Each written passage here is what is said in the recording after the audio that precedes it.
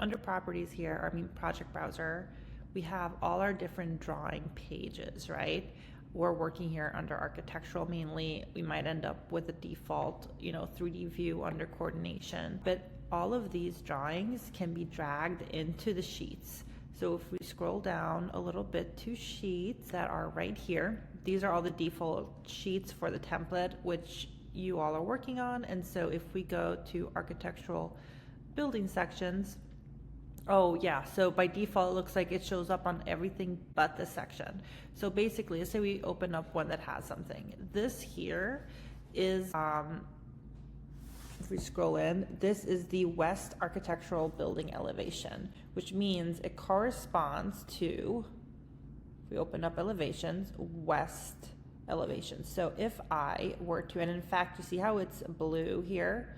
But if you go here, this section template is white. This blue square means that it has been added to a sheet, but the white means that it's not added to a sheet. And this is important to know because you can only have one drawing per sheet. You can't add the same drawing to two different sheets. There's a different workflow where you copy it, but just know blue is on a sheet, white it's not. So you can see here, if I delete this, select it, delete, you can see how west elevation now is white.